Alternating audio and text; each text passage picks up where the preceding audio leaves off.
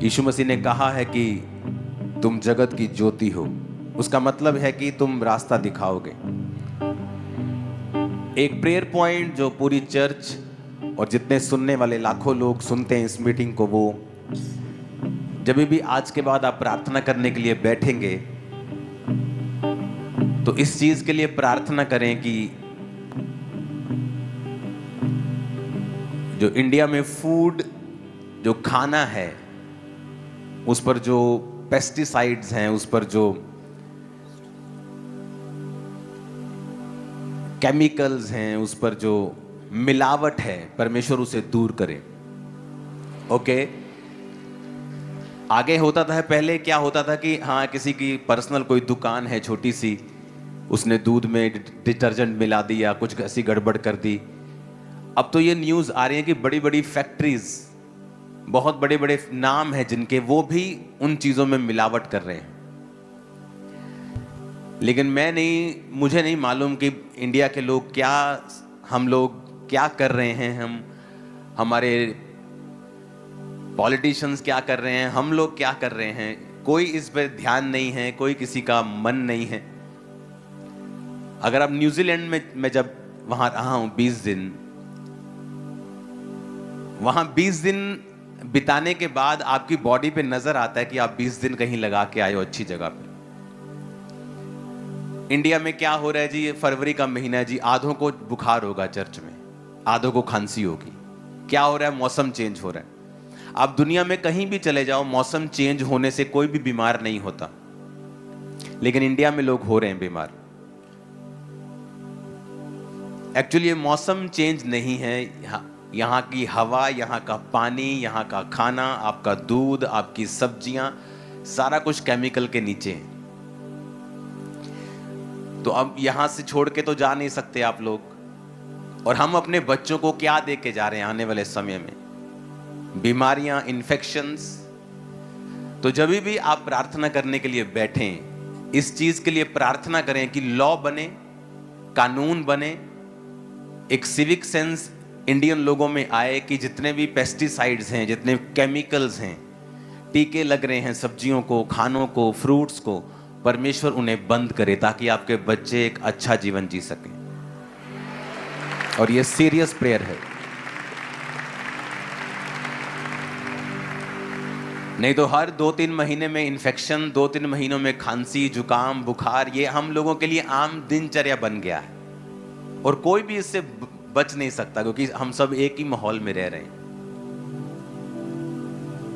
अगर आप अमेरिका में चले जाओ, जितना ऑटिज्म, क्योंकि हर चीज का रीजन है, कारण है, बिना कारण कुछ नहीं होता। अब अमेरिका में चले जाओ, आपको हर 7वां 8वां बच्चा मंदबुद्धि, ऑटिज्म का शिकार मिलता है आपको। डेवलप कंट्री में ऑटिज्म क्यों? क्योंकि जब आप अमेरिका में स्टडी हुई और प्रेसिडेंट ने, अमेरिका के प्रेसिडेंट ने भी ये बोला कि जितनी दवाइयां हम प्रेग्नेंट वुमेन को देते हैं, जितने इंजेक्शंस लगाते हैं, उन्हीं की वजह से जो पैदा हो रहे बच्चे हैं वो ऑटिज्म का और मंदबुद्धि का शिकार हो रहे हैं। आप इंडिया के गांव में चले जाओ, खासकर विलेजेस में चले जाओ, जहां बहुत कम एक्सपोजर है एक औरत का फालतू दवाइयों में। दवाइयां ठीक हैं एक हद तक। आप देखोगे गांव में, इंडिया के गांव में बहुत कम आपको नाम मात्र बच्चे मिलेंगे मंदबुद्धि, नाम मात्र। कोई मिलेगा आपको, हजारों लाखों में एक केस मिलेगा आपको जिसका मंदबुद्धि होगा, ऑटिज्म होगा। लेकिन अमेरिका में आप चले जाओ, हर 7वां 8वां बच्चा, 9वां 10वां बच्चा वहां शिकार हो रहा है इसका। क्यों? वही चीज, कहीं कुछ कोई चीज अच्छी है, कहीं किसी की कोई चीज अच्छी है, किसी की कोई चीज। तो हमें वो चीज देखनी है जो हमारे इंडिया में, हमारे देश में, हमारी लाइफ में जो सुधरनी चाहिए। आप इमेजिन करो ऐसा दूध पीना जिसमें डिटर्जेंट मिला और आपको मालूम नहीं, और आपके हिसाब से आप सेहतमंद चीज पी रहे हो, पी के फिर बीमार हो। ऐसी सब्जियां खा रहे हो जो टीके से बड़ी की गई हैं। हर तरफ आपको मिलावट मिलेगी। तो इसके लिए आपको प्रार्थना करनी होगी कि परमेश्वर पॉलिटिशियंस को जागृत करे इस चीज के लिए। अगर फॉरेन में ऐसा कुछ हो जाए तो वहां के लोग तो इकट्ठा हो जाते हैं और प्रोटेस्ट कर देते हैं कि आप हमारे बच्चों के साथ खिलवाड़ कर रहे हो। लेकिन इंडिया में हर एक आदमी अपने चक्कर में इतना बिजी है कि उसे कोई लेना देना नहीं, उसे लगता है ये तो उस जगह की न्यूज़ है। ये हर जगह की न्यूज़ है, मैं आपको बता रहा हूं। जहां पकड़े गए वहां पता चल जाता, जहां नहीं पकड़े गए वहां चलता रहता सिस्टम। तो हमें जब भी आप प्रार्थना में बैठें, इस चीज के खिलाफ प्रार्थना करें कि शैतान आपकी आने वाली जनरेशन को खोखला ना कर सके, कि आपकी आपकी आपकी आने वाली जनरेशन को आप क्या देके जा रहे हो। तो इस चीज के लिए लॉ बने, आपको ये प्रार्थना करनी है। इस चीज के लिए लोगों में सिविक सेंस आए, इस चीज के लिए लोग इसके खिलाफ खड़े हों, जिनको भी ये मालूम हो। अगर किसी फैक्ट्री में हो रहा है तो उसका स्टाफ इस बात को कभी भी छुपाए ना। आपको ऐसी प्रार्थनाएं करनी है ताकि आपके बच्चे इन चीजों से बचे रहें। जितने बीमार लोग इंडिया में हैं, दुनिया में कहीं नहीं देखे मैंने, दुनिया में कहीं नहीं देखे। आप मानोगे, चाइना भी हमारे जैसा पॉपुलेटेड है, लेकिन वहां भी इतने लोग बीमार नहीं हैं जितने इंडिया में हैं। इंडिया की मेडिकल केयर दुनिया में कहीं नहीं है, इंडिया जैसी मेडिकल ट्रीटमेंट दुनिया में कहीं नहीं, अमेरिका में भी नहीं है। वहां तो एक डॉक्टर को अपॉइंटमेंट लेनी हो तो घुटने की सर्जरी अगर किसी ने करवानी तो 3 साल बाद की डेट मिलती है। इंडिया में आप कल करवानी हो तो वो कर देंगे आपकी। मेडिकल केयर इंडिया की नंबर 1 है, दुनिया में कोई मुकाबला नहीं। लेकिन बीमारी भी इंडिया में नंबर 1 है, हम बीमार भी नंबर 1 हैं। हर जगह मिलावट, हर जगह खराबी, हर जगह सिविक सेंस से परे हमें प्रार्थना करनी होगी कि परमेश्वर आने वाली जनरेशन्स जो हैं, हम उन्हें क्या देके जा रहे हैं।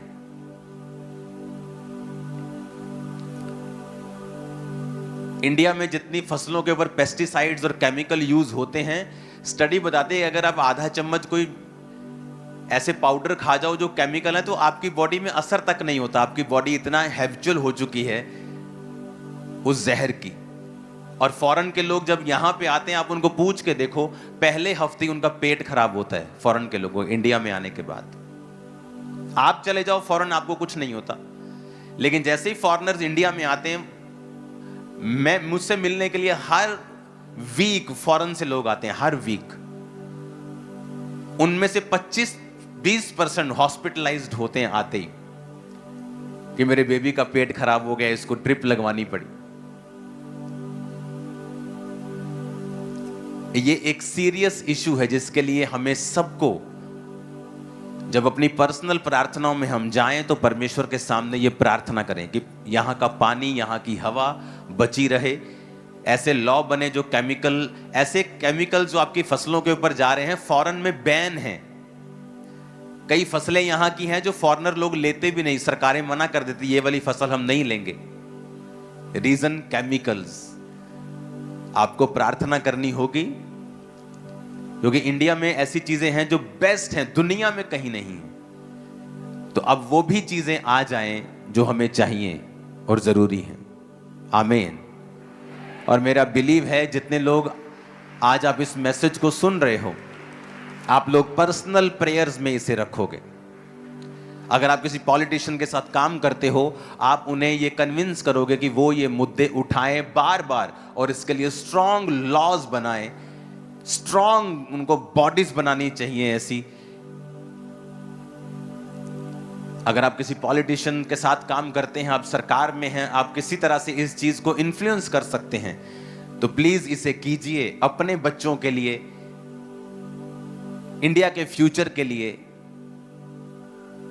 कि हम उन चीजों को बचा के रखें। अगर आप दुनिया में घूमिए, इधर से अंटार्कटिका के साइड पे पड़ता है न्यूजीलैंड और ऑस्ट्रेलिया, उधर अमेरिका, उधर यूरोप, अफ्रीका, दुनिया में मैंने इंडिया जैसा देश नहीं देखा है। किस मामले में बताता हूं। इंडिया में अगर आपको पहाड़ देखने हैं बर्फ वाले, आपको वो भी मिल जाएंगे। आपको दुबई के जैसा रेत का समंदर देखना है, आपको वो भी मिल जाएगा। आपको वर्षा वन देखने हैं, रेन फॉरेस्ट देखने हैं, आपको पूर्व की साइड पे, चिरापुंजी साइड पे, गुवाहाटी साइड पे वो भी मिल जाएंगे। आपको लो लेवल के पहाड़ देखने हैं, आप साउथ की साइड चले जाओ, आपको ग्रीनरी देखनी है, आप साउथ की साइड चले जाओ। आपको जमीनी इलाके देखने हैं, नदियां देखनी हैं, आप यूपी चले जाओ, आपको हर चीज इंडिया में मिलती है। दुनिया में ऐसा कहीं नहीं है, दुनिया में ऐसा कोई देश नहीं जहां इतनी ज्यादा जबरदस्त रीति के साथ इतनी चीजें हों, लेकिन फिर भी हम दुनिया का ध्यान खींचने में असफल रहे हैं। नहीं तो इंडिया टूरिज्म इतना बड़ा हो इंडिया का कि और चीज करने की जरूरत ना पड़े।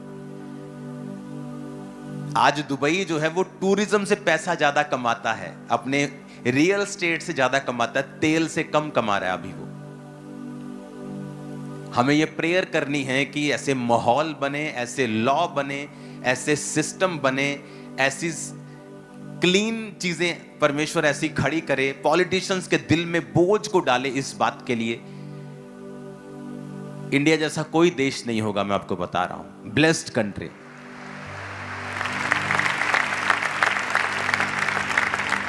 लेकिन अब जो कमियां रह गई हैं, वो कमियों को हमें दूर करना है। आमीन। आप सड़क से भी निकलें, अपना देश समझ के उसे खराब मत करें, उसे तोड़े ना, उसे खराब मत करें, उसे गंदा ना करें। हमें पब्लिक में अवेयरनेस फैलानी होगी अगर हम देश को बढ़ता हुआ देखना चाहते हैं तो। सरकारें अकेली कुछ नहीं कर सकती। अब सरकारें आपका मुंह थोड़ी पकड़ लेगी कि थूकना नहीं है सड़क के ऊपर। हालेलुया। और मेरा ये एक सुजेशन है सरकार को कि आप लोग एक सिविक सेंस का पढ़ाई बचपन से लोगों को, बच्चों को देना शुरू करें।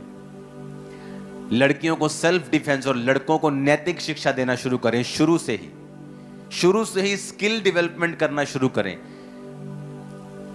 आज चाइना दुनिया में नंबर 1 है चीजें बनाने में, उन्हें बेचने में, व्यापार में। कोई उसके बराबर भी खड़ा नहीं होता। आप चाइना जाके चले जाओ, देखो सेम हमारे जैसे लोग हैं, वो सेम कल्चर है, कोई ज्यादा खास फर्क नहीं है। वो ज्यादा नॉन वेजिटेरियंस हैं, इंडियंस ज्यादा वेजिटेरियंस हैं, बस इतना ही फर्क नजर आता है। उनमें भी माता पिता की इज्जत करना होता है, उनमें भी वो वाइफ के साथ, एक ही वाइफ के वफादार रहते हैं। हर चीज उनमें काफी सिमिलर है। लेकिन आज वो आगे क्यों हैं? इसी वजह से।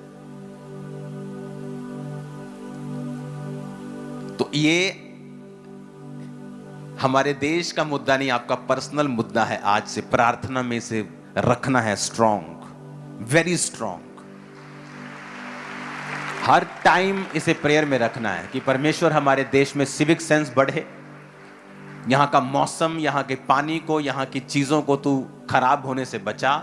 ऐसे लॉ आए कि फूड के साथ कोई भी मिलावट कभी भी ना हो सके।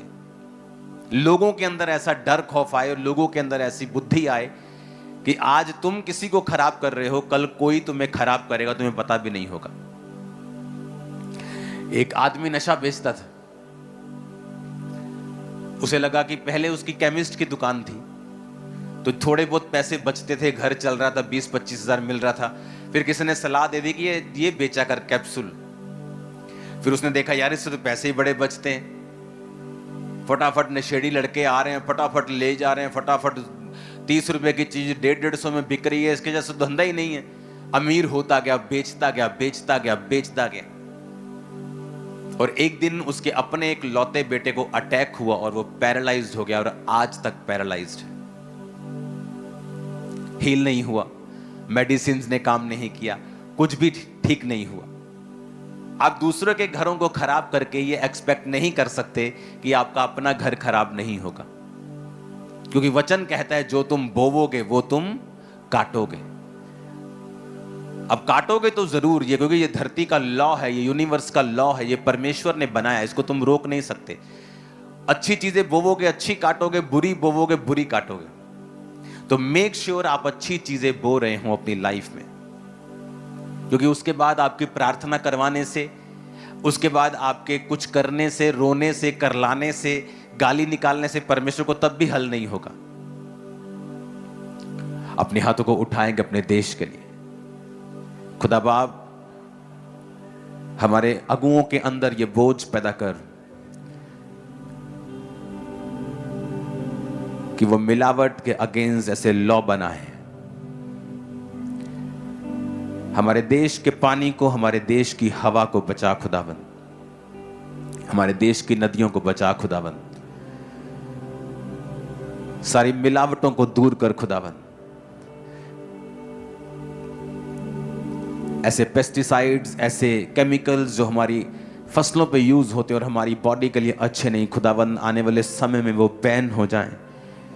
हमारे किसान, उनके लिए रास्तों को खोल, उनको फाइनेंशियली ब्लेस करके वो अच्छे डिसीजन ले सकें।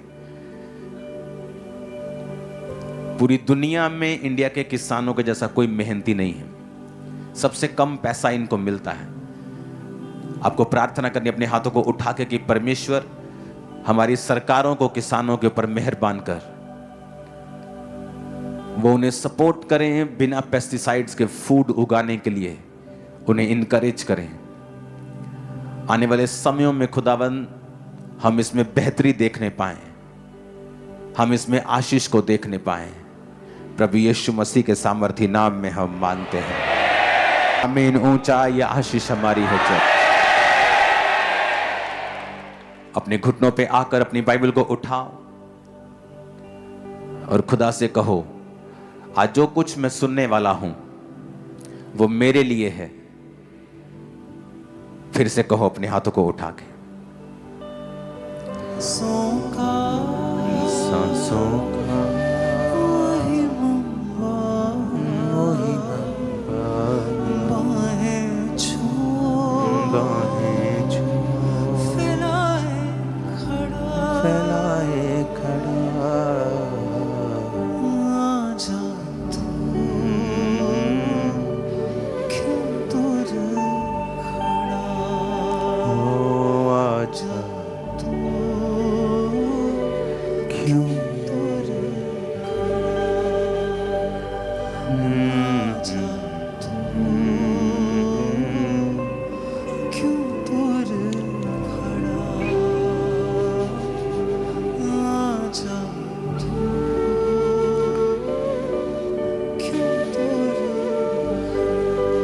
अपने हाथों को उठाओ। सबको आवाज आ रही है? हाथों को हिलाओ पीछे अगर आवाज आ रही है तो आराम से। आज वचन आपको लिखना है क्योंकि ये ज्यादा है। पहले मैं इसकी आयतें बोलूंगा, आप इसे लिख लो। इब्रानियों 12 उसकी 1 से 4 आयत, भजन संहिता 37 उसकी 7 आयत,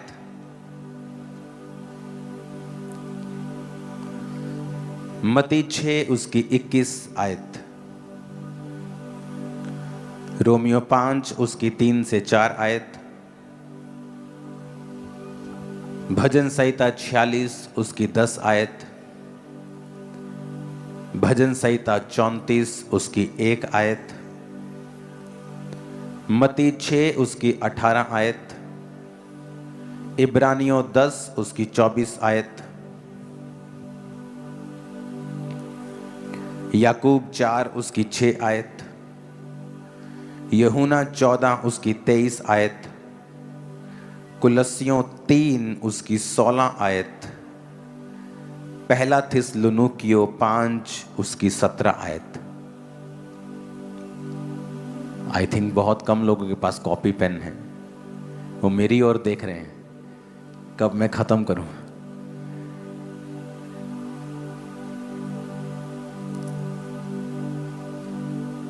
इब्रानियों 12 उसकी 1 से 4, फिर से मैं रिपीट कर रहा हूं। भजन संहिता 37 उसकी 7, मत्ती 6 उसकी 21, रोमियो 5 उसकी 3 से 4,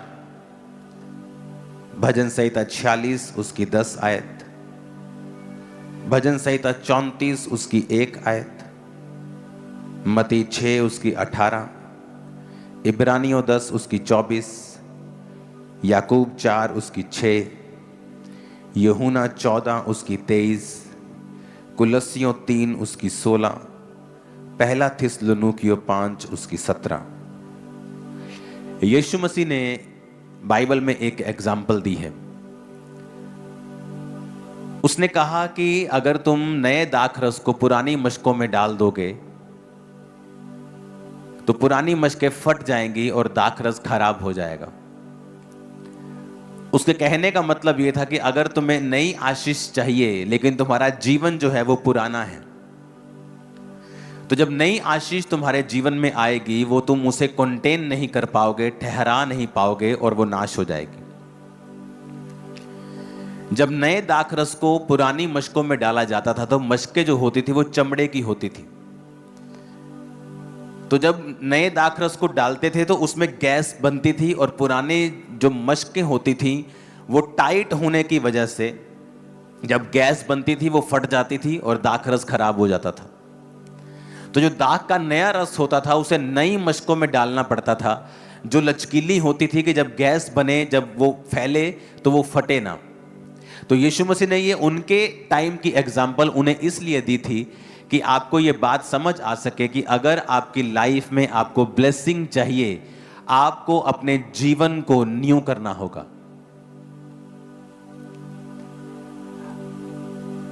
मोस्टली आप लोग इसे ध्यान रखना कभी भी, कई बार आपकी लाइफ में आप चाहते हो आप बढ़ो, आप फाइनेंशियली बढ़ो, आप सेवकाई में बढ़ो, आप इस चीज में बढ़ो, आप इस चीज में बढ़ना चाहते हैं, लेकिन जैसे ही आप कुछ करने की कोशिश करते हैं सडनली अटैक होता है।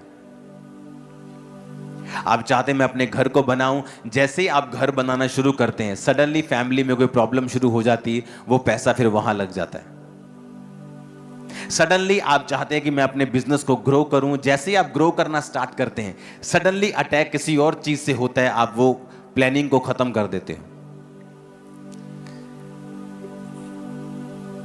और आज हम इन 12 पॉइंट्स में बात करेंगे कि हमें कैसे अपनी आप को, अपनी कैपेसिटी को बढ़ाना है। अगर मेरे सामने 1 लीटर का गिलास पड़ा है लेकिन मैं ये चाहता हूं कि मेरे पास 5 लीटर हो, तो मैं जितना मर्जी ताकत लगा लूं, जितना मर्जी जोर लगा लूं, मैं उस 5 लीटर को कभी भी 1 लीटर के गिलास में फिट नहीं कर पाऊंगा। जितना 1 लीटर से ज्यादा होगा वो बह जाएगा। अगर आपकी कैपेसिटी, अगर आपके अंदर जो कैपेसिटी है परमेश्वर की आशीषों की, अगर वो 1 लीटर की है, आप अगर कोशिश भी करेंगे 2 लीटर डालने की, बाकी सारा वेस्ट हो जाएगा, अंदर वही रहेगा जो 1 लीटर का है। आप अपनी लाइफ के उसी लेवल पे रहोगे, कोई शक नहीं, चाहे आप जितना मर्जी चाहते हो कि मुझे नेक्स्ट लेवल पे जाना है, मुझे नेक्स्ट लेवल पे जाना है, मुझे अपनी लाइफ में अगले लेवल पे जाना है, आप उसे नहीं कर सकते जब तक आप अपने बर्तनों को बड़ा और चौड़ा नहीं करते हैं। इसका मतलब अगर आप परमेश्वर की ब्लेसिंग को चाहते हैं, आपको इनसाइडली काम करना पड़ेगा, अपने ऊपर काम करना पड़ेगा। आपको यह काम करना पड़ेगा कि आपकी जो कैपेसिटी है परमेश्वर से रिसीव करने की वो बढ़े। आपके जो बर्तन हैं परमेश्वर उन्हें बड़ा और चौड़ा करे, ताकि परमेश्वर जब आशीषों को उंडेले या आप जब उसके लिए मेहनत करें तो आपकी मेहनत जो है वो कभी व्यर्थ ना जाए। कितने मेरी बात को समझ रहे हैं? मैंने हजारों लोगों को बोलते हुए सुना है कि जैसे ही हम अपना मकान बनाने की कोशिश करते हैं सडनली हमारे जीवन में कुछ अटैक हो जाता है। फैमिली मेंबर बीमार हो जाता है, उसके ऑपरेशन पे खर्चा करना पड़ जाता है। जैसे ही मैं चाहता हूं कि चर्च बढ़े, जैसे ही मैं चाहता हूं हम ग्रो करें, सडनली कुछ ना कुछ हो जाता है। और मैं आपको एक बात बताना चाहता हूं कि हर एक चीज शैतान नहीं करता है। याकूब 4 उसकी 6 आयत को हम पढ़ेंगे। जो पहला काम आपको करना है, अगर आप ये चाहते हो कि आप अपनी लाइफ में ग्रो करो, वो फाइनेंस में हो, फैमिली में हो, वो स्पिरिचुअल लाइफ में हो, आपकी कैपेसिटी अगर नहीं बढ़ेगी तो आप चाहे अच्छे हैं, 1 लीटर का बर्तन भी बर्तन ही है, वो भी अच्छे काम करता है, मालिक के पीने में काम आता है, पर वो 5 लीटर अपने अंदर नहीं समा सकता जब तक हम उसकी कैपेसिटी को बड़ा नहीं करेंगे, जब तक हम उसे दोबारा से खोलकर उसके चीज़ों को बढ़ाकर फिर से लोहा ऐड करके फिर से चीज़ें ऐड करके उसको बड़ा नहीं करेंगे, तब तक वो आशीष उसमें समा नहीं सकती। तो हमें आज पवित्र आत्मा से ये मांगना है कि पवित्र आत्मा मुझे, मेरी आंखों को खोल, मेरी समझ को खोल दे, ताकि मेरे जीवन में मैं अपनी कैपेसिटी को बढ़ा सकूं। जैसे ही परमेश्वर ये देखता है कि इस आदमी की, इस बहन की, इस भाई की कैपेसिटी 1 लीटर से 4 लीटर की हो गई है, वो 1 दिन लगाएगा, 1 सेकंड लगाएगा उसे 1 से 4 करने में। अदरवाइज आप रोज रोएंगे, आप रोज कहेंगे परमेश्वर को, लेकिन जब परमेश्वर आपकी लाइफ को देखेगा, वो देखेगा कि पुरानी मशकों में मैं नया दाखरस नहीं डाल सकता। अगर तुझे नया कुछ चाहिए, अगर तुझे लाइफ में एक नई ब्लेसिंग चाहिए, नया लेवल चाहिए, तुझे अपनी मशक के ऊपर काम करना पड़ेगा, तुझे अपने जीवन के ऊपर काम करना पड़ेगा। तब तक ये आशीषें जो तू मांगता है पॉसिबल नहीं है। पहला पॉइंट जो आपको फॉलो करना है, अगर आप ये चाहते हो कि आपकी लाइफ के ऊपर ब्लेसिंग्स आए और परमेश्वर आपकी हदों को बढ़ाए और वो आपकी कैपेसिटी को बढ़ाए, ताकि आपके डिजायर्ड रिजल्ट्स वो किसी भी फील्ड में हो, वो पढ़ाई की फील्ड में हो, वो फाइनेंस की फील्ड में हो, सेवकाई की फील्ड में हो, स्पिरिचुअल लाइफ की फील्ड में हो, आपको आपके डिजायर्ड, आपके दिल में जो आपने चाहे हैं वो रिजल्ट आपको मिले, तो आपको ये काम करने हैं। 12 पॉइंट्स, जितने पॉइंट्स आज डिस्कस होंगे, आज हम उतने करेंगे, उसके बाद हम अगले संडे से डिस्कस करेंगे या थर्सडे करेंगे। पहला काम जो आपको करना है वो है ह्यूमिलिटी एंड रिपेंटेंस। पहला काम आपको करना है, नम्र बनना है और तौबा के हृदय में हमेशा रहना है। इसका प्रूफ टेक्स्ट है याकूब 4 उसकी 6 आयत। लिखा, वह तो और भी अनुग्रह देता है, इस कारण यह लिखा है कि परमेश्वर अभिमानियों का विरोध करता है पर दीनों पर अनुग्रह करता है। आमीन। लिखा है, wherefore he said, God resisteth the proud but giveth grace unto the humble। यहां पर एक समझने वाली लाइन है, लिखा गॉड रेजिस्टेथ द प्राउड। कौन अभिमानियों का विरोध करता है? शैतान के परमेश्वर? अपने पड़ोसी को बोलो, कौन करता है? शैतान के परमेश्वर। कौन करता है? बोलो अब, कौन करता है? यानी आपको जो स्टॉप कर रहा है कई बार, वो शैतान नहीं है, वो परमेश्वर है।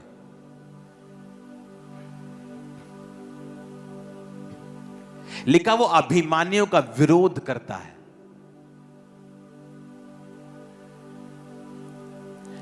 जब योना नबी परमेश्वर से प्राउड में कुछ बातें बकवास बार रहा था, तो परमेश्वर ने एक कीड़े को भेजा, और जिस पेड़ के नीचे वो सोया था, उस कीड़े ने पेड़ को काटा और वो पेड़ सूख गया सारा। जब हवा लगने लगी गरम गरम, तो फिर उठ के कहता, हो ये क्या हो गया? तो परमेश्वर कहता, उस पेड़ के लिए जो तूने मेहनत नहीं की और वो सूख गया और तुझे गर्म हवा लगने लगी और तू फिर से मेरे खिलाफ बोलने लगा, उन लोगों को जो 1.25 लाख के करीब लोग हैं, उन लोगों को मैं कैसे छोड़ दूं और कैसे उन्हें नाश होने दूं? यानी परमेश्वर को यह भी पता है कि कौन सा कीड़ा भेजना है पेड़ को सुखाने के लिए, और कीड़े ने भी परमेश्वर की कमांड ली। वो उन चीजों का इस्तेमाल करता है फिर आपका विरोध करने के लिए। सडनली वो फाइनेंस का फ्लो आपका रोक देगा, सडनली कुछ चीजें आपकी लाइफ के साथ होंगी, आप बोलेंगे ओ ये क्या हो रहा है? क्योंकि परमेश्वर आपको देख रहा है कि आप हम्बल इनफ नहीं हैं, आप इतने नम्र नहीं हैं कि जिस चीज के लिए आप मेहनत कर रहे हैं वो आपको उस कुर्सी पे बिठा दे। क्योंकि परमेश्वर नहीं चाहता कि मश्क फट जाए, कि आप एक ऐसी चीज कैरी करने लगें जो आपके लिए बिल्कुल भी सेफ नहीं है। आपका बच्चा रोए करलाए, लेकिन आप उसे टाइम से पहले गाड़ी चलाने के लिए नहीं देते, चाहे वो रो रो के पीट के नीला हो जाए, लाल हो जाए। एक समय आता है फिर उसको रोने की जरूरत नहीं, वो जस्ट चाबी पकड़ता है, उसने गाड़ी सीखी है, वो बिना रोए करलाए, बिना स्ट्रगल के उस गाड़ी को चलाता है, और बाप भी उसे रोकता नहीं। परमेश्वर ने कहा कि वो रेजिस्ट करता है प्राउड को।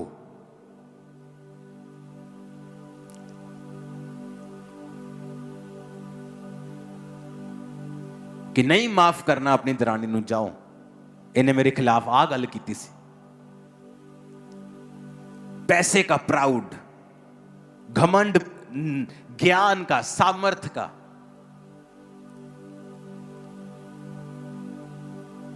पोजीशंस का। जब आप ऐसी चीजें करेंगे तो लिखा परमेश्वर आपका सामना करेगा।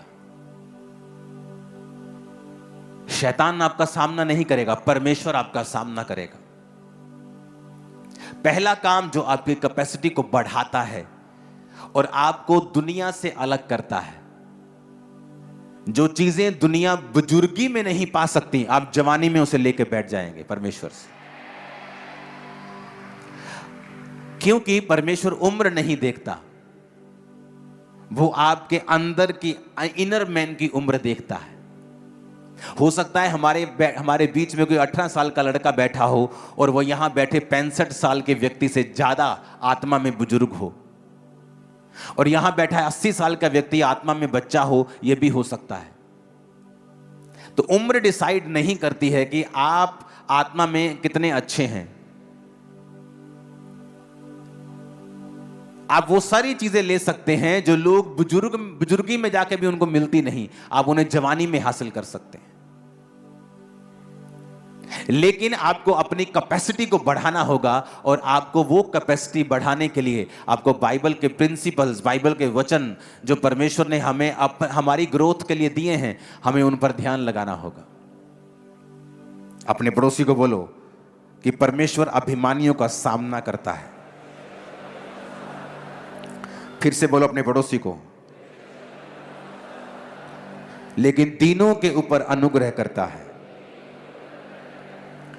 फिर से बोलो, दीनों के ऊपर अनुग्रह करता है। आमीन। अभिमानियों का क्या करता है? वो सामना करता है। और दीनों के ऊपर क्या करता है? अनुग्रह करता है, माफ कर देना। मोस्टली हमारी बहनें जो हैं वो अपने, क्योंकि उन्होंने ज़्यादा रिश्तेदारों के नज़दीक रहना होता है, परिवार ज़्यादा, आदमी तो काम पे चले जाते हैं। इन चीज़ों से हमारी बहनें जो हैं वो ज़्यादा ग्रसित रहती हैं। किसी ने कुछ बोल दिया, किसी ने कुछ गलत कहा, किसी ने कुछ ऐसा गलत काम किया आपके खिलाफ, आप उनको माफ नहीं कर पाते हैं। या किसी भी चीज़ के लिए अपने अंदर एरोगेंस रखनी, अपने अंदर घमंड रखना। लिखा फिर अगर हमारे अंदर घमंड होगा तो हमारा सामना शैतान नहीं, हमारा सामना परमेश्वर करेगा, और वो मेक श्योर करेगा कि हम अगले लेवल पर कभी ना जाएं जब तक हमारी कैपेसिटी को हम इंक्रीज नहीं करते हैं। आप बर्तन अपना 4 लीटर का कर लो, मैं आपको बताता हूं, पर आपको रोने की जरूरत नहीं पड़ेगी। प्रभु के सामने वो उसमें 4 लीटर भर देगा। आपका बर्तन 1 लीटर का है, आप 10 रोजे रख के रोज रोवो, परमेश्वर आपको गाइड करेगा कैसे उसको 4 लीटर का करना है, तभी मैं उसको भर पाऊंगा। लेकिन 1 लीटर में 4 लीटर वो नहीं भरेगा। वो अपनी आशीष को वेस्ट नहीं करना चाहता। उसने कहा मैं नया दाखरस पुरानी मशकों में नहीं दूंगा, क्योंकि पुरानी मशकों में डालते ही जब वो किण्वित होंगी, जब वो गैस छोड़ेगी, पुरानी मशकें टाइट होंगी और वो फट जाएंगी, और दाखरस भी खराब हो जाएगा और पुरानी मशकें भी खराब हो जाएंगी। अपने पड़ोसी को बोलो, दीन बन। अपने माता पिता के सामने, अपने अगुओं के सामने, वॉलंटियर्स के सामने, एक दूसरे के सामने दीन बन।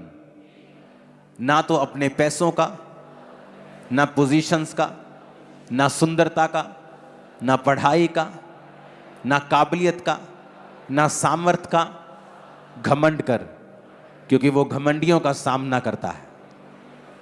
आमीन।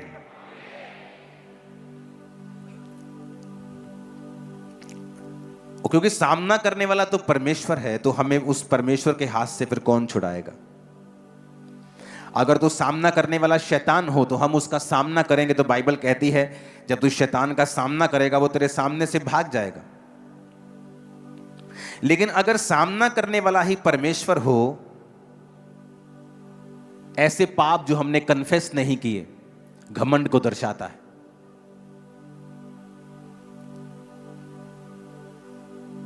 अपने नीचे काम करने वालों को आप तंग करो, यह घमंड को दर्शाता है। जहां पर आपकी पावर है आप उसका मिसयूज करो, यह घमंड को दर्शाता है। और वचन कहता है जहां घमंड होगा वहां परमेश्वर खड़ा हो जाएगा। जब आदमी घमंड करता है वो मैं का इस्तेमाल करता है। मैं, मेरा, मेरे सामने तू ऐ कीता, तेरी हिम्मत कितना हुई मैनू कहण दी। जब आप मैं करते हैं, मैं, तो परमेश्वर ने वचन में लिखा है जब उसने अपने दास को भेजा और उसने कहा तेरा नाम क्या है, परमेश्वर ने कहा मैं जो हूं सो हूं। यानी जब एक आदमी मैं करता है कि मैं, मेरा, उस समय परमेश्वर ऐसा सोचता है कि ये मेरा नाम क्यों ले रहा है, ये अपना नाम अपना नाम मेरे नाम पे क्यों रख रहा है, क्योंकि ये मेरा नाम है, मैं जो हूं सो हूं। जब आदमी करेगा मैं, तो परमेश्वर वहां खड़ा हो जाता है, क्योंकि वो अपने आप को फिर डिफेंड करता है वहां कि तू मेरी जगह कैसे ले सकता है, क्योंकि मैं जो हूं सो हूं ये सिर्फ कहने वाला परमेश्वर है और कोई नहीं। जब इंसान परमेश्वर की जगह को लेने की कोशिश करता है, जिस तरह शैतान कहता था कि मैं परमेश्वर के जैसा ही, परमेश्वर से बड़ा एक सिंहासन बनाऊंगा, तभी वो गिरा। जब भी आप मैं करेंगे, मैं, मेरा, तेरी ऐसी थी तैसी, तो बाइबल कहती है शैतान नहीं, परमेश्वर आपका सामना करेगा। वो आपके सामने खड़ा होगा, आपको तकलीफ देगा, आपको बांधेगा, आपको लिमिटेड करेगा, क्योंकि शैतान नहीं, परमेश्वर आपके खिलाफ खड़ा होगा। मेक श्योर जब आप चर्च में आए एक दूसरे को ग्रीट करें, वॉलंटियर्स को ग्रीट करें, वॉलंटियर्स आपको ग्रीट करें, हाथ जोड़कर आपकी वो वेलकम करें, आप भी हाथ जोड़कर उनके वेलकम को स्वीकार करें। अपनी फैमिली में, अपने मोहल्ले में, अपने नगर में मेक श्योर आप ऐसे काम करें जिससे आप हम्बल बने रहें।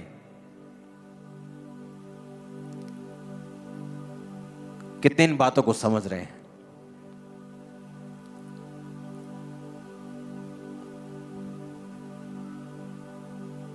इस चर्च को उठाने से पहले ये मेरी एक आदत होती थी कि मैंने पास्टर्स के पैरों को धोया है दूध से।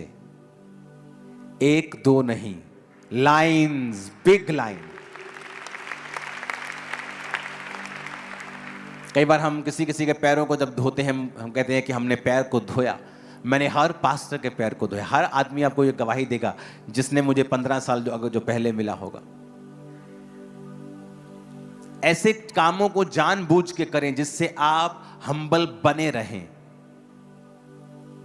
कई बार आपकी पोजीशन इतनी हाई होती है, आप इतने अनॉइंटिंग में होते हैं, आप इतने पावरफुल होते हैं, दोनों तरफ से, स्पिरिचुअली, फिजिकली, सांसारिक दृष्टि से भी आपका घमंड में आना स्वाभाविक होता है। लेकिन अगर आप स्पिरिचुअल हैं, आपको मालूम है, आप वही काम करते हैं जिससे आप हम्बल बने रहें।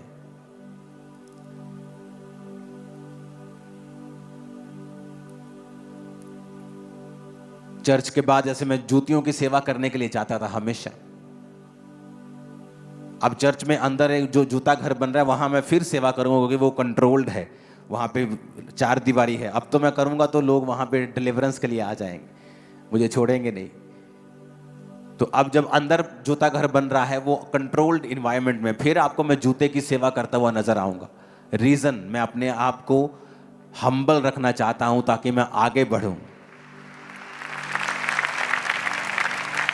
तो ऐसी चीजें, बाथरूम साफ करने के लिए चर्च में आना, सफाई करना, क्लीन करना, ये ऐसे काम क्यों? ताकि हम हम्बल बने रहें।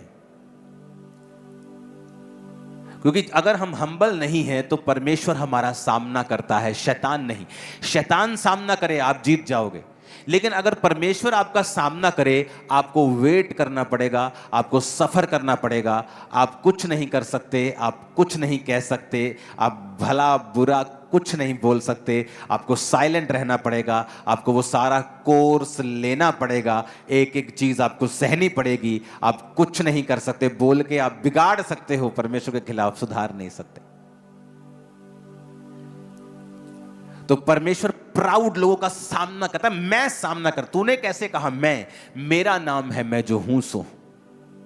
वो सॉन्ग है ना, मैं जो हूं सो हूं, मेरा नाम है मैं जो हूं सो हूं, मेरा नाम है। किसका नाम है मैं जो हूं सो हूं? परमेश्वर का। कहता मेरा नाम है मैं जो हूं सो हूं। अपनी लाइफ में किसी चीज का घमंड मत करना, क्योंकि 6 महीने में परमेश्वर सारी सिचुएशन चेंज कर देता है।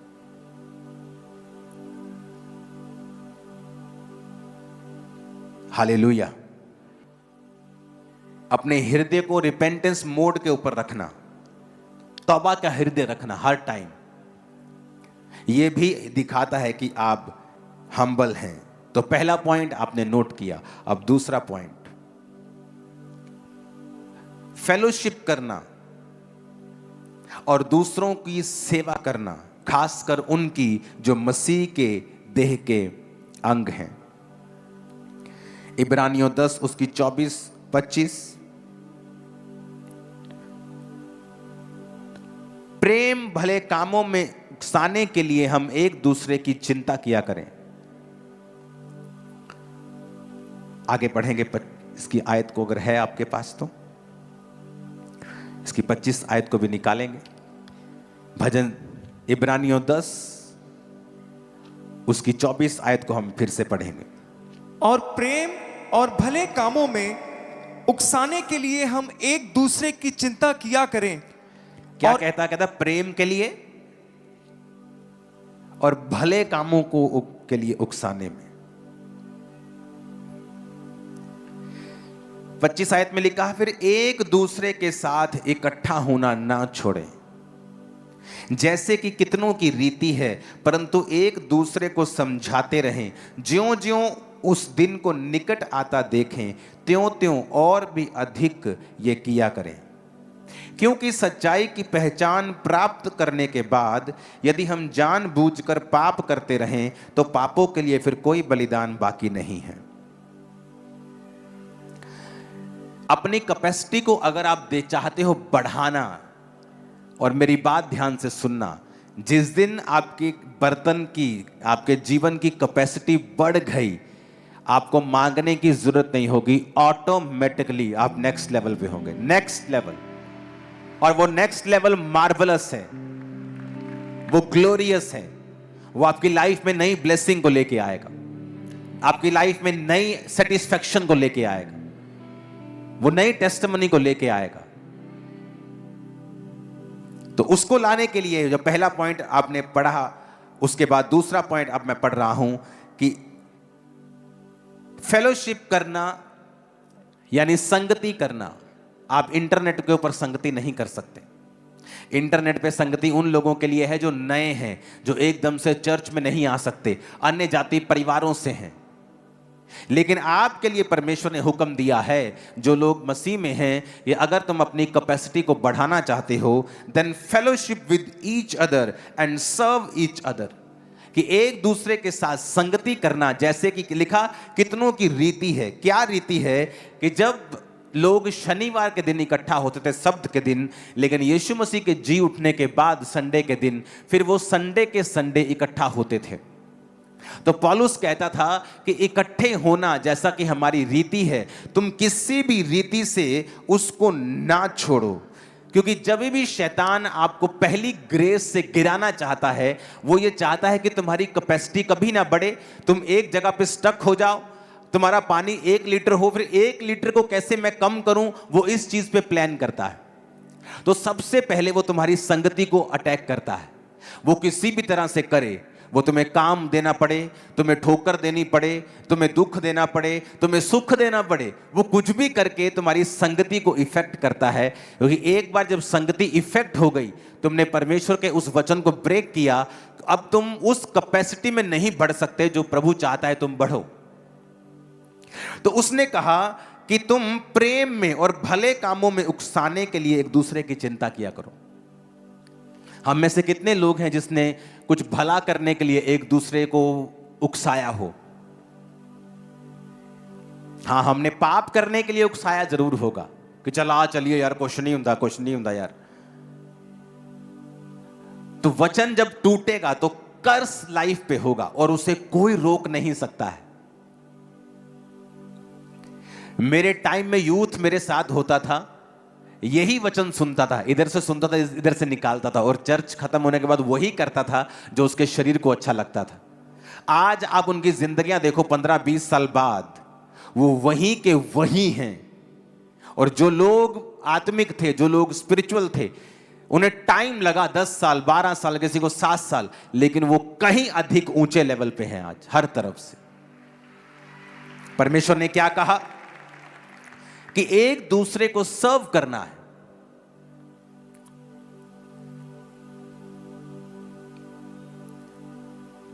हालेलुया। आप जानते हैं, आप में से बहुत से लोगों के, यूथ के लोगों के मन में ये इच्छा है, अगर पास्टर जी कहेंगे, अगर पापा कहेंगे मैं चर्च में सेवा करूं तो मैं करूंगा। ये एक रॉन्ग एग्जाम्पल है। वचन कहता है सर्व ईच अदर, सर्व गॉड। आपको मेरी कॉलिंग की जरूरत नहीं है कि मैं आपको बोलूं कि भाई आप चर्च में सेवा किया करो। आप अकाउंटेंट हैं, आप चर्च में कुछ काम करो। आप वीडियोग्राफी करते हैं, आप चर्च के लिए काम करो। आप कैमरा चलाते हैं, आप चर्च के लिए चलाओ। मुझे कहने की जरूरत नहीं होनी चाहिए।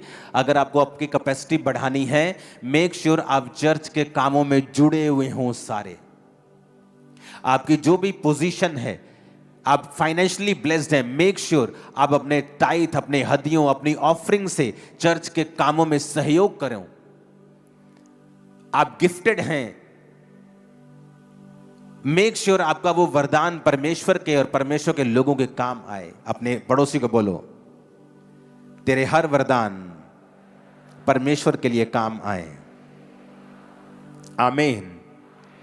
अगर हम सर्व करेंगे परमेश्वर को, सर्व करेंगे लोगों को, एक दूसरे को फेलोशिप करेंगे, तो वचन कहता है कि हमारी कैपेसिटी को परमेश्वर बढ़ाएगा।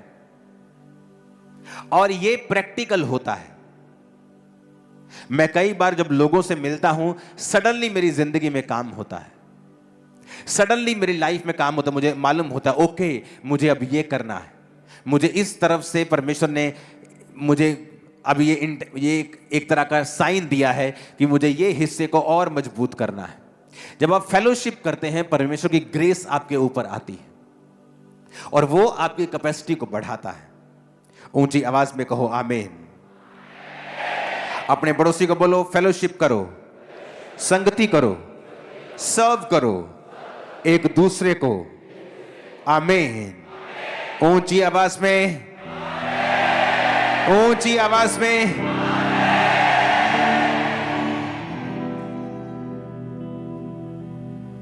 तीसरा पॉइंट है भलापन और उदारपन। अपने पड़ोसी को बोलो, भलापन और उदारपन। आमीन। आप अपनी जिंदगी के रिसोर्सेस कैसे इस्तेमाल करते हैं? आप अपनी जिंदगी के रिसोर्सेस कैसे यूज करते हैं, ये डायरेक्टली इफेक्ट डालता है कि आपकी स्पिरिचुअल कैपेसिटी परमेश्वर कितनी बढ़ाएगा। आपके फिजिकल रिसोर्स, वो पैसा हो सकता है, वरदान हो सकता है, पॉलिटिकल कोई पोजीशन हो सकती है। आप उन्हें परमेश्वर की महिमा के लिए कैसे इस्तेमाल करते हो, यह डायरेक्ट इफेक्ट डालता है कि परमेश्वर आपकी कैपेसिटी को कैसे बढ़ाएगा।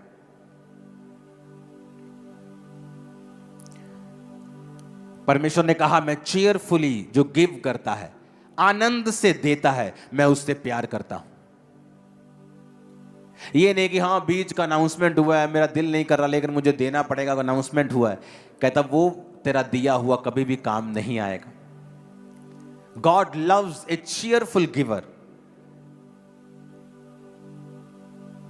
जो प्रेम करता है, जो चीयरफुली, जो आनंद के साथ बोता है, परमेश्वर उस पर दया करता है, उसकी कैपेसिटी को बढ़ाता है। अपने पड़ोसी को बोलो, परमेश्वर बढ़ाता है जो आनंद से देता है। आमीन। और अगर आपकी लाइफ में आप मटेरियलिस्टिक हैं, आपको संसारिक चीजों से बहुत प्यार है, आप उस गाड़ी के लिए जो आपकी फेवरेट है पाप भी कर सकते हैं, तब भी परमेश्वर आपकी कैपेसिटी को नहीं बढ़ाते। हमारे जीवन में पैसा होना चाहिए, ये बाइबल भी ऐसा कहती है कि आपके पास वो सब कुछ हो जो आपको करने के लिए, प्रभु की महिमा करने के लिए चाहिए। इस मिनिस्ट्री को पैसा चाहिए, हर टाइम ऐसे टारगेट्स हमारे आगे सेट होते हैं, लेकिन वो मटेरियलिस्टिक में नहीं आता है। मटेरियलिस्टिक वो आदमी होता है जिसका ध्यान सिर्फ इस चीज पे है कि उसको अपने जीवन में क्या चाहिए, उसको कैसा घर चाहिए, कैसी उसको अपनी लाइफ चाहिए, कैसी गाड़ियां चाहिए, पॉश जीवन चाहिए, उसे स्टार बनना है इंटरनेट का। परमेश्वर ने कहा जो मटेरियलिस्टिक आदमी हैं वो भी परमेश्वर के सामने अपनी कैपेसिटी को बढ़ा नहीं सकते। जब आप उदार होते हैं, जब आप भले होते हैं, आप अपने रिसोर्सेस को, जो आपके फिजिकल रिसोर्सेस हैं, आप दूसरों के भलों के लिए उसे इस्तेमाल करते हैं। कैसे परमेश्वर आप पर भरोसा रखेगा कि आपके सामने एक व्यक्ति भूखा मर रहा हो और आप अपनी जेब से पैसा ना निकालें उसको कुछ देने के लिए? हालेलुया। ऐसा कैसे पॉसिबल है कि वो आपको देखे और आप इस तरह के हो कि दूसरों की कोई भी प्रॉब्लम जो है आपको हर्ट नहीं करती, आपको दूसरे की प्रॉब्लम से कोई मतलब नहीं है।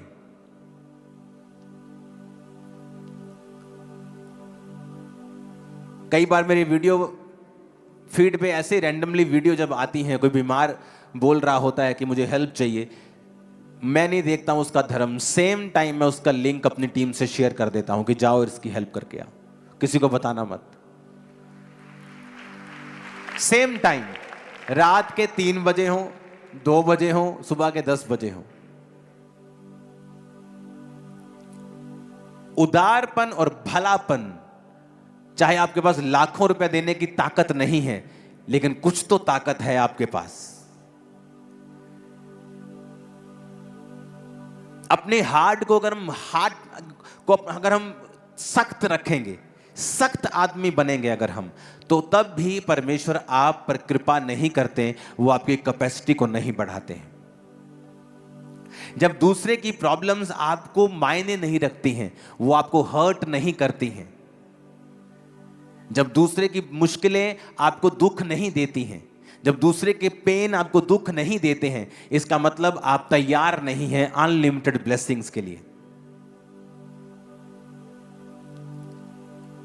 हालेलुया।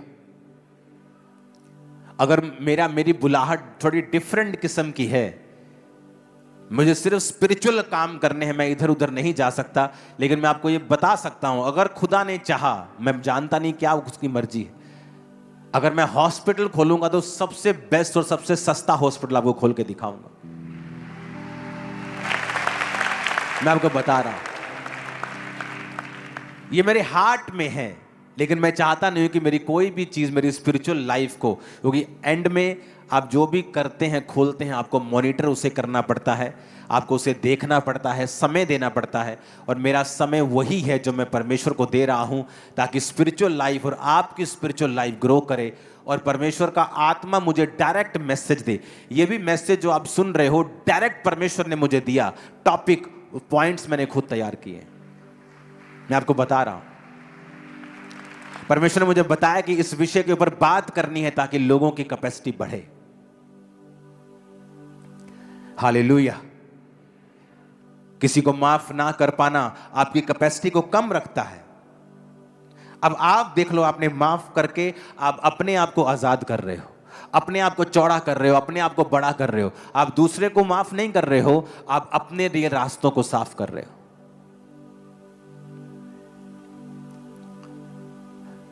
किसी की प्रॉब्लम आपकी प्रॉब्लम होनी चाहिए। वचन कहता है दुखी होने वालों के साथ दुखी हो वो। अपने हाथों को उठाओ, बोलो वचन को पूरा कर सकूं मैं। इन तीनों पॉइंट्स के लिए प्रार्थना करो, मैं भला बन सकूं, उदार बन सकूं। दीन बन सकूं, मटेरियलिस्टिक ना हूं, दुनियावी ना बनूं, और अपने रिसोर्सेज का इस्तेमाल खुदा की महिमा के लिए कर सकूं। ऊंची आवाज में प्रार्थना करेंगे, हाथों को उठा।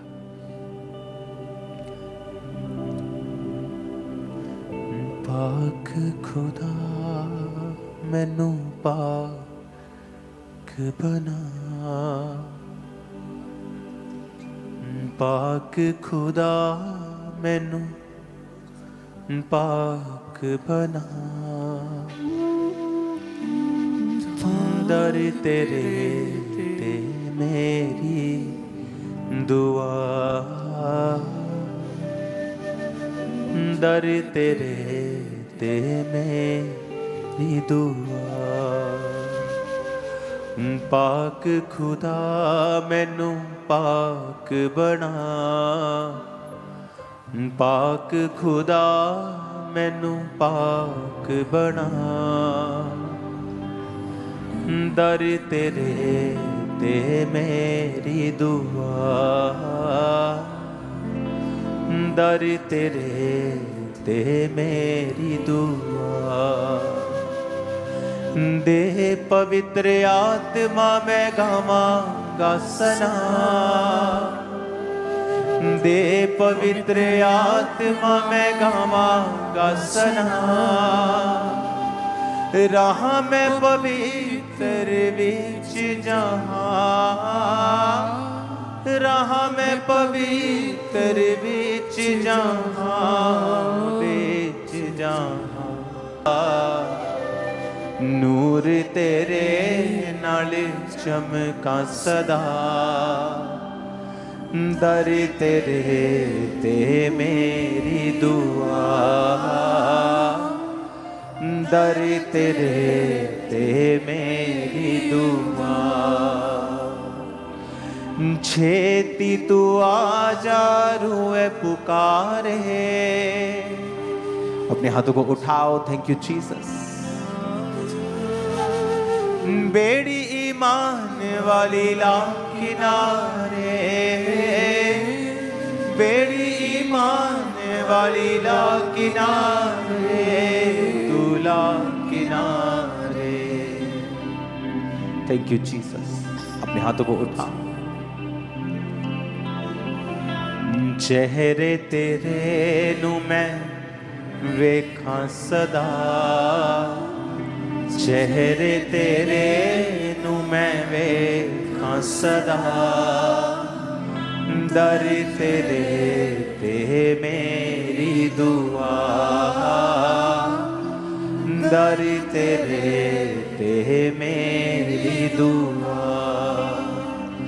पाक खुदा मैनू पाक बना,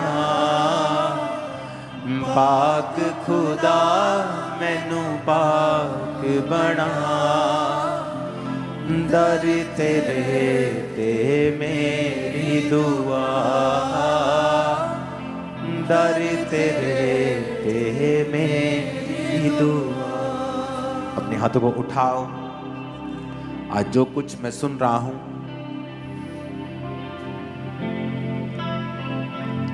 मैं उसे मानूंगा, उस पे चलूंगा,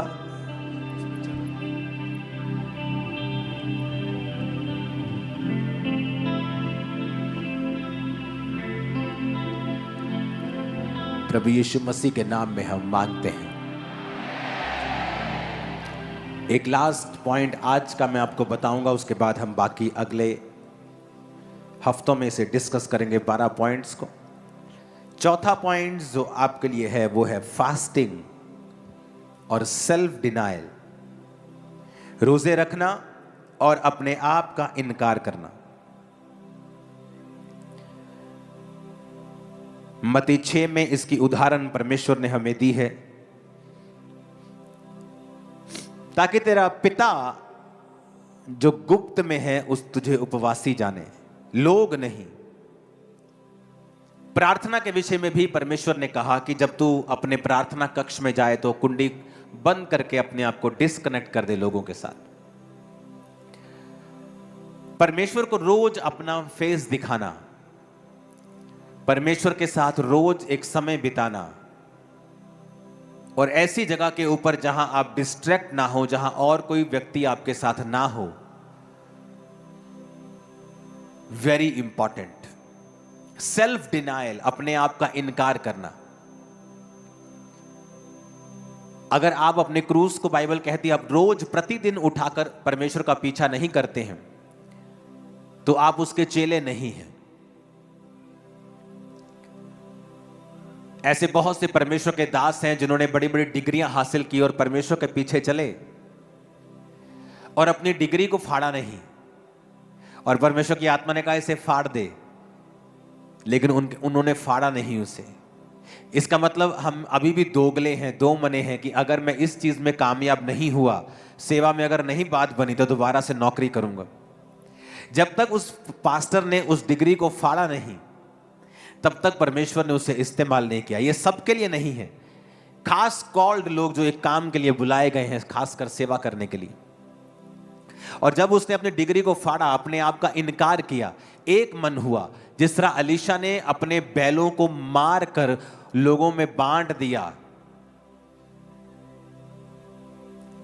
वो उन्हें अपने माता पिता के हाथ में भी कर सकता था, ठेके पर दे सकता था, किराए पर दे सकता था कि मेरे को इनकम आती रहेगी, चलो कोई बात नहीं, किराए पे दे दो इसको। लेकिन परमेश्वर ने कहा नहीं, सब कुछ छोड़ के पहले मेरे पीछे हो जा। जब परमेश्वर ने मुझे मेरे बिजनेस से बुलाया था, मैंने कोई साइड बिजनेस नहीं किया कि चलो एकदम से परमेश्वर ने कहा इसे लीव कर दे। मैंने नहीं सोचा मैं इतना लाखों का बिजनेस है, चलो मैं इसके लिए कोई योजना बना के आता हूं। मैंने कोई योजना नहीं बनाई, आज तक उस बिजनेस में मैंने कोई प्लान नहीं किया। वो 10-15 गुना कम हो गया, फैमिली उसे संभालती है। जितना एक दिन में कमाते थे उतना महीने की कमाई होगी अब। लेकिन सेल्फ डिनायल, अपने आप का इनकार करना परमेश्वर के लिए, उसकी सेवा के लिए, उसके भवन के लिए, और एक मन रहना, तो फिर परमेश्वर आपको देखता है कि मैं इस बर्तन की कैपेसिटी को बढ़ा सकता हूं। ऐसा नहीं है कि परमेश्वर और लोगों को खड़ा नहीं कर सकता या वो और लोगों को आशीष नहीं दे सकता, लेकिन बहुत कम लोग हैं जो इस तरह से अपने हार्ट को परमेश्वर के लिए ओपन करते हैं। जब मेरा बिजनेस छोड़ने की बारी थी, पीक पर था वो बिजनेस, मैंने उसे छोड़ा। कुछ परमेश्वर ने आग लगा दी वहां, उसमें छूट गया, कुछ मैंने छोड़ दिया।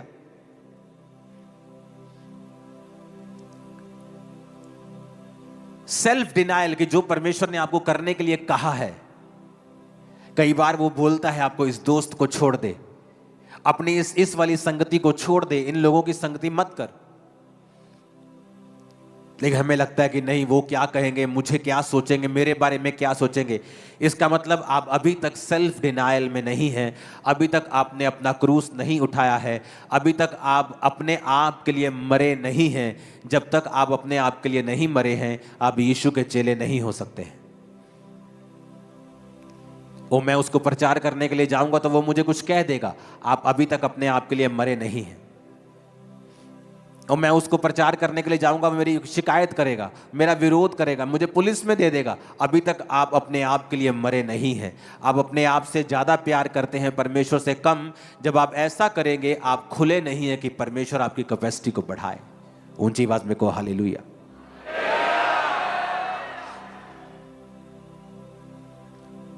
सेल्फ डिनायल फास्टिंग से आता है। जब आप फास्ट करते हैं, सडनली आप अपने शरीर को, अपने शरीर की इच्छाओं को वीक करते हैं। अगर आपको व्यभिचार के अटैक होते हैं, फास्टिंग में चले जाओ। अगर आप अपने शरीर को देखना चाहते हो, अपने आप को, अपनी इच्छाओं को मरते हुए, फास्टिंग में चले जाओ। फास्टिंग और सेल्फ डिनायल ये संग संग चलते हैं। आप फास्टिंग करते हैं, उपवास करते हैं, और सडनली आप सेल्फ डिनायल, रोज रोज अपनी इच्छाओं को आप खत्म करते हैं, अपने आप को और स्ट्रांग करते हैं स्पिरिट में, और ये चीज आपकी कैपेसिटी को बढ़ाती है। मेरा ये बिलीव है कि इस फेब मंथ में और 2026 में जो खुदा ने हमसे वायदे किए हैं, वो उन्हीं वायदों के तहत आपको ये वचन दे रहा है ताकि आपकी कैपेसिटी बढ़े और हर तरफ से आप ब्लेस हो सको। ये रियलिटी मैं आपको बता रहा हूं। सेल्फ डिनायल रखना, अपने आप का इनकार करना, डबल योजना अपने जीवन में ना रखना, डबल ना सोचना, क्योंकि जब आप डबल सोचते हैं परमेश्वर रुकता है और वेट करता है और वो इंतजार करता है आपके एक मन होने का, क्योंकि उसको गलती नहीं लगी जब उसने आपको भेजा। ये है ही मुश्किल, सेवा का रास्ता, सेल्फ डिनायल का रास्ता है ही मुश्किल। ये आसान कहां लिखा है वचन में? ये मुश्किल रास्ता है, संकरा रास्ता है, और थोड़े हैं जो इसे पाते हैं। बहुत से प्रवेश करते हैं लेकिन एंड नहीं कर पाते हैं। बीच में आपको लोग छोड़ते हुए मिलेंगे आत्मिक चीजों को, क्योंकि ये एक टफ रास्ता है। अपने हाथों को उठाओ, इन चारों पॉइंट्स के लिए अपने हाथों को उठाओ और सुनो। घर जाओ, इस वचन को पूरा हफ्ता, एक हफ्ता ही सुनना, बस आपको समझ आ जाएगा। दोबारा दोबारा इस वचन को सुनना और प्रभु की आत्मा से अंदर प्रार्थना करते रहना कि प्रभु मेरे विषय में, मेरे जीवन में यह वचन कहां कहां लागू होता है, मेरी मदद करें। उठाओ अपने हाथों को।